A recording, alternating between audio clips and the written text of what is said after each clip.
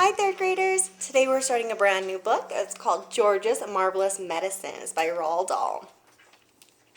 Chapter 1 is called Grandma. I'm going shopping in the village, George's mother said to George on Saturday morning, so be a good boy and don't get into mischief. This was a silly thing to say to a small boy at any time. It immediately made him wonder what sort of mischief he might get into. And don't forget to give Grandma her medicine at 11 o'clock, the mother said. Then she went out, closing the door behind her. Grandma, who was dozing in her chair by the window, opened one wicked little eye and said, "Now you heard what your mother said, George. Don't forget my medicine." "No, Grandma," George said, "and just try to behave yourself for once while she's away." "Yes, Grandma," George said. George was bored to tears. He didn't have a brother or a sister. His father was a farmer, and the farm they lived on was miles away from anywhere, so there were never any children to play with. He was tired of staring at pigs and hens and cows and sheep. He was especially tired of having to live in the same house as that grisly old grunion of a grandma. Looking after her all by himself was hardly the most exciting way to spend a Saturday morning. "You can make me a nice cup of tea for a start," Grandma said to George. "That'll keep you out of mischief for a few minutes." "Yes, Grandma," George said. George couldn't help disliking Grandma. She was a selfish, grumpy old woman. She had pale brown teeth and a small puckered-up mouth like a dog's bottom. "How much sugar in your tea today, Grandma?" George asked her. "1 spoonful," she said, "and no milk." Most grandmas are lovely, kind, helpful old ladies, but not this one. She spent all day and every day sitting in her chair by the window, and she was always complaining, grousing, grouching, grumbling, griping about something or other. Never once, even on her best days, had she smiled at George and said, "Well, how are you this morning, George?" Or, "Why don't you and I have a game of snakes and ladders?" Or, "How was school today?" She didn't seem to care about other people, only herself. She was a miserable old grouch. George went into the kitchen and made Grandma a cup of tea with a tea bag. He put 1 spoon of sugar in it and no milk. He stirred the sugar well and carried the cup into the living room. Grandma sipped the tea. "It's not sweet enough," she said. "Put more sugar in." George took the cup back to the kitchen and added another spoonful of sugar. He stirred it again and carried it carefully into Grandma. "Where's the saucer?" she said. "I won't have a cup without a saucer." George fetched her a saucer. "And what about my teaspoon, if you please?" "I've stirred it for you, Grandma. I stirred it well." "I'll stir my own tea, thank you very much," she said. "Fetch me a teaspoon." George fetched her a teaspoon. Here's our first picture. So there's Grandma with her tea, and there's George.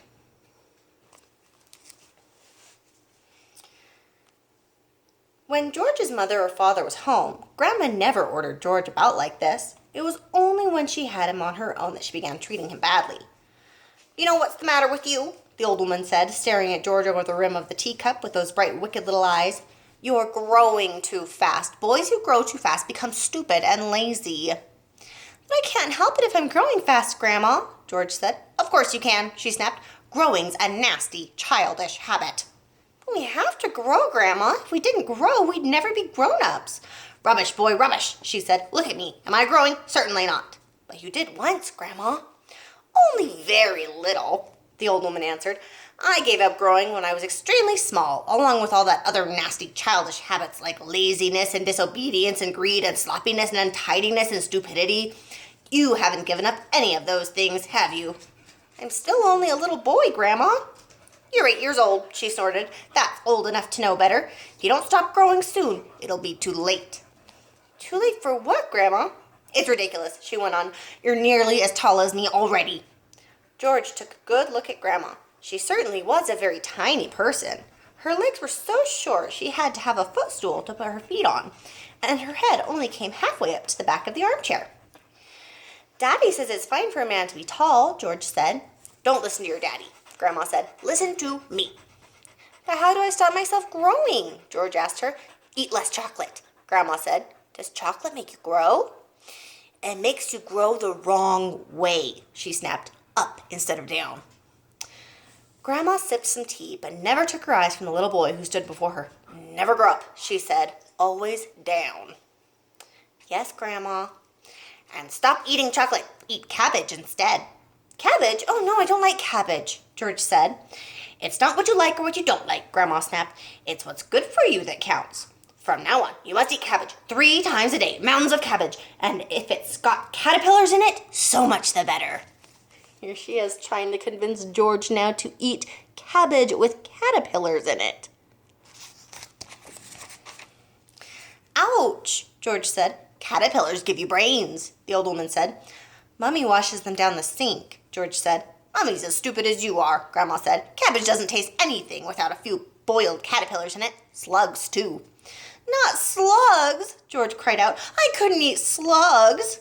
Whenever I see a live slug on a piece of lettuce, Grandma said, I gobble it up quick before it crawls away. Delicious. She squeezed her lips together tight so that her mouth became a tiny wrinkled hole. Delicious, she said again. Worms and slugs and beetly bugs. You don't know what's good for you. Here they are. He's imagining the slugs and the snails and the beetly bugs.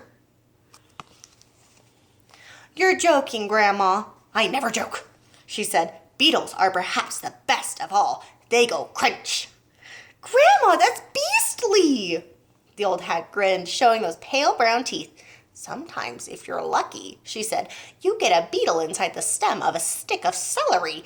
That's what I like. Grandma, how could you? You find all sorts of nice things in sticks of raw celery, the old woman went on. Sometimes it's earwigs. I don't want to hear about it, cried George. A big fat earwig is very tasty, Grandma said, licking her lips. But you've got to be very quick, my dear. When you put one of those in your mouth, it has a pair of sharp nippers on its back end, and if it grabs your tongue with those, it never lets go. So you've got to bite the earwig first, chomp chomp, before it bites you. George started edging toward the door. He wanted to get as far away as possible from this filthy old woman. You're trying to get away from me, aren't you? She said, pointing a finger straight at George's face. You're trying to get away from Grandma. Little George stood by the door staring at the old hag in the chair. She stared back at him. Could it be, George wondered, that she was a witch? He had always thought witches were only in fairy tales, but now he was not quite so sure. Come. Presely says hi. Come closer to me, little boy, she said, beckoning him with a horny finger. Come closer to me and I will tell you secrets. George didn't move. Grandma didn't move either. I know a great many secrets, she said, and suddenly she smiled. It was a thin, icy smile, the kind a snake might make just before it bites you. Come over here to Grandma and she'll whisper secrets to you. George took a step backward, edging closer to the door. You mustn't be frightened of your old Grandma, she said, smiling that icy smile. George took another step backward. Some of us, she said, and all at once she was leaning forward in her chair and whispering in a throaty sort of voice George had never heard her use before. Some of us, she said, have magic powers that can twist the creatures of this earth into wondrous shapes. A tingle of electricity flashed down the length of George's spine. He began to feel frightened. Some of us, the old woman went on, have fire on our tongues and sparks in our bellies and wizardry in the tips of our fingers. I wonder if this is going to be a magic story. Here is our picture. There's Grandma talking to George. Some of us know secrets that would make your hair stand straight up on end and your eyes pop out of their sockets. George wanted to run away, but his feet seemed stuck to the floor. We know how to make your nails drop off and teeth grow out of your fingers instead. George began to tremble.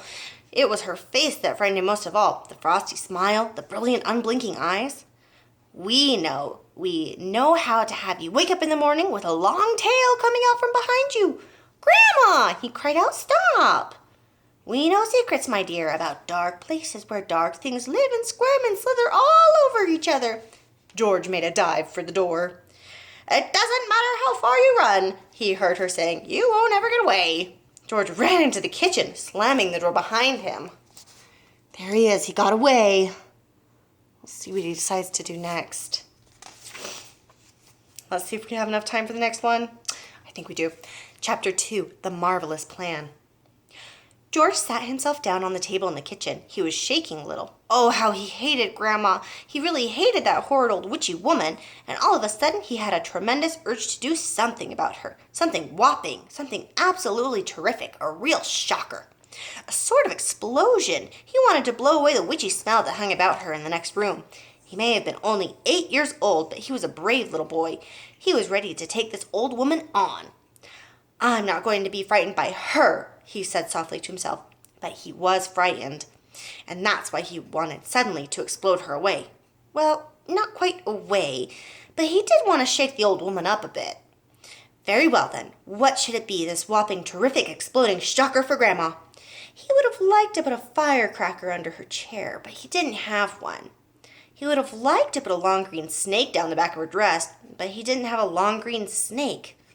He would have liked to put 6 big black rats in the room with her and lock the door, but he didn't have 6 big black rats. As George sat there pondering this mysterious problem, his eye fell upon a bottle of Grandma's brown medicine standing on the sideboard.